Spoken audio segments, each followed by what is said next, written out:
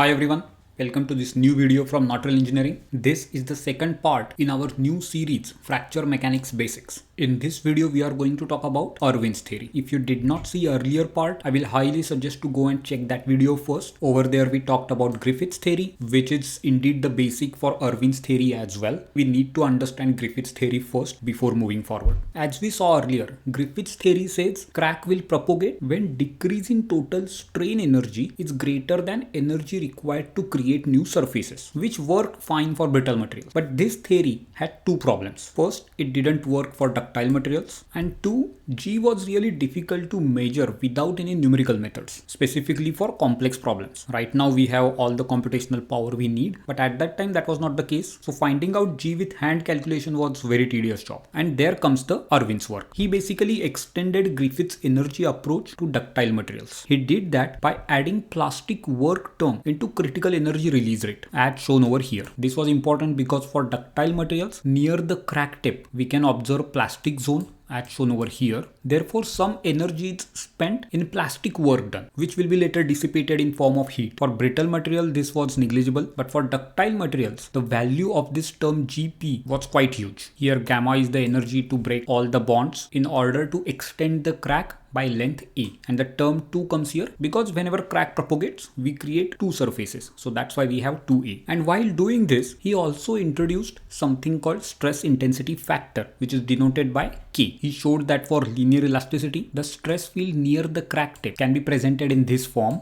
where r and theta are polar coordinates. R is the distance from crack tip, theta is the angle, assuming that polar coordinates origin is at the crack tip, and this Fij is angular stress function, and all the geometry, loading, everything gets packed into this K. K tells you how intense the crack tip stresses are, regardless of the global energy of the structure. And now crack grows when applied K is greater than critical stress intensity factor, which is again a material property. Hence now, instead of calculating the energy of entire domain, we can just focus on this area and find out if crack will grow or not. With Griffith's theory, we had to focus on strain energy of the entire domain. And the third contribution what he did was defining three fundamental modes of crack extension: mode 1, mode 2 and mode 3. First is mode 1, which is also known as opening mode. Second is mode 2, which is caused by in-plane shear loading, and third is out-of-plane shear loading. This was very fundamental contribution, as the energy release rate or stress intensity factor can be separated for these three modes, and the overall stress intensity factor can be just addition of all these three. This simplified calculation of K or G a lot. So compared to our earlier Griffith's theory, he added plastic work term.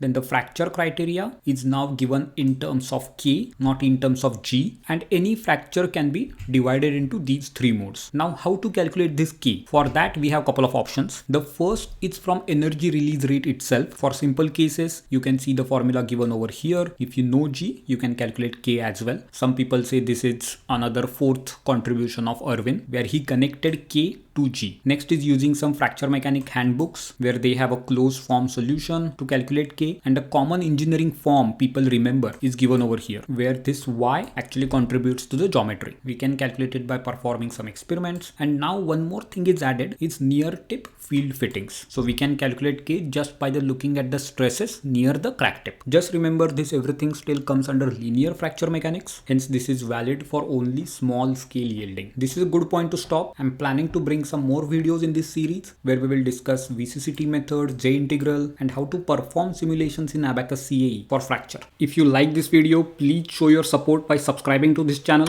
If you have any questions, please let me know in the comment section below. And as always, thank you for watching.